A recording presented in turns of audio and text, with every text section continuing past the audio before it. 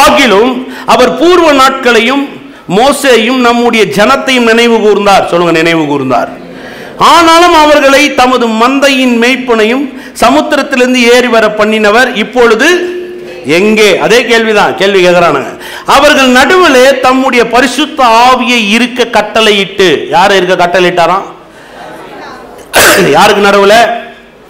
இஸ்ரவேல் ஜனங்களுக்கு நடுவுல. சொல்லுங்க, இஸ்ரவேல் ஜனங்களுக்கு நடுவுல கட்டளையிட்டு மோசேவின் வலது கையை கொண்டு அவர்களை தமது மகிமையின் புயத்தினாலே நடத்தி தமக்கு நித்திய கீர்த்தியை உண்டாக்க அவர்களுக்கு முன்பாக தண்ணீரை பிளந்து ஒரு குதிரை வனாந்தரத்திலே நடக்கிறது போல அவர்கள் இடராதபடிக்கு அவர்களை ஆழங்களில் நடக்க பண்ணினவர் எங்கே? 14வது வசனம் எல்லாம் கவனிச்சு பாருங்க.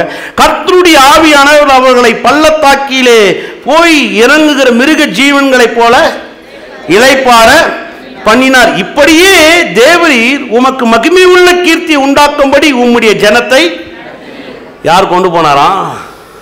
கர்த்தருடைய ஆவியானவர் அவர்களை பள்ளத்தாக்கில் இறங்குகிற மிருக ஜீவன்களை போல, சொல்லுங்க, இளைப்பாற பண்ணினார். அப்ப எல்லா விஷயம் யார் செய்தது? ஆவியானவர். சொல்லுங்க, ஆவியானவர். அப்ப செங்கடலை பிளந்தது ஆவியானவர். யோர்தானை பிளந்தது ஆவியானவர். மாறாவை மதுரமா மாத்தினது ஆவியானவர்.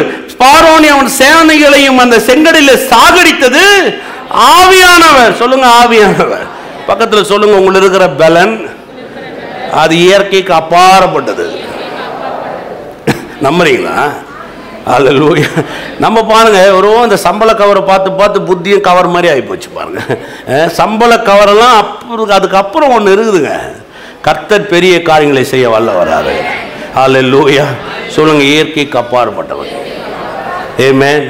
நான் நம்புறேங்க, நான் நம்புறேன். பாருங்க, நான்லாம் பெங்களூர்லேருந்து வரும்போது ஒன்றும் கொண்டு வரல பாருங்க, ஒன்றுமே கொண்டு வந்தது கிடையாது. மனதார சொல்ல வெறும் கையாக வந்தேன். 2500 ரூபா மாதம் இருந்தால் போதும் என் வாழ்க்கை. அவ்வளோ போராட்டமாக இருந்தது. ஆனால் இன்றைக்கி நீங்கள் பாருங்கள், கர்த்தர் எவ்வளோ மகத்தான காரியங்களை செய்திருக்காங்க. இதெல்லாம் இயற்கைக்கு உட்பட்டதுன்னு நினைக்கிறீங்களா? இன்றைக்கும் நான் சொல்லுவேன், இந்த இடம் வாங்கினதெல்லாம் என் மனதுக்கெல்லாம் அப்பாற்பட்டது. 220 ரூபா வச்சு இந்த லேண்டை போய் நான் பேச போகிறேன். 1,16,35,000 அந்த லேண்ட். அப்போது 5 வருஷத்துக்கு முன்னாடி அதை வாங்கிறதுக்கு, இதை பேசுறதுக்கு போகும்போது கூட எங்கள் கையில் காசு இல்லை. 220 ரூபா வச்சுன்னு போகிறோம் பாரு. கர்த்தர் எவ்வளோ பெரிய காரியத்தை செய்திருக்கிறார். எத்தனை பேர் நம்புறீங்க? பக்கத்தில் பார்த்து சொல்லுங்க, பணமா, சுகமா, எதிர்காலமா, நன்மையா, இவை எல்லாவற்றையும் உனக்காக இயற்கைக்கு அப்பாற்பட்ட வகையில் இந்த தேவன் நடத்துவார். விசுவாசிகள் கரங்களை தட்டி தேவனுக்கு நடக்குங்க, நடக்கும். கர்த்தர் அப்படி இல்லைன்னா இதெல்லாம் நமக்கு சொல்ல வேண்டிய அவசியமே இல்லையே. எதுக்கு இவ்வளவு விஷயத்த சொல்லணும்? யோசிச்சு பாருங்க. எதுக்கு கிதியோன் கிட்ட போய் இப்படி பேசணும்? போப்பா, உனக்கு இருக்கிற பலத்தோட போப்பா, நான் இதை செய்து காமிக்கிறேன் ஏன் சொல்லணும்? அவனை வெட்கப்படுத்துவதற்காகவா? அவனை தோல்வி அடைய செய்யறதுக்காகவா? 4 பேர் முன்னாடி அவன் தலை முடிஞ்சு நிக்கிறதுக்காகவா? இல்ல மீதியானர் கையில சாகிறதுக்காகவா? எதுக்காக கிதியோன் அப்படி எழுப்புறாரு? கிடையவே கிடையாது. கிதியோனை கொண்டு முழு மீதியானரும் பார்க்கணும், அவன் ஆராதிக்கிற தேவன் நல்லவர்னு பார்க்கணும். எது மாதிரி விசுவாசிக்கிறீங்க?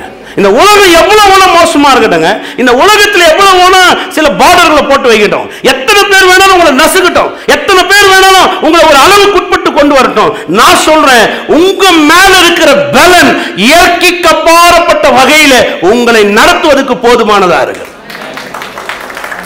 அது நம்புறீங்க? அது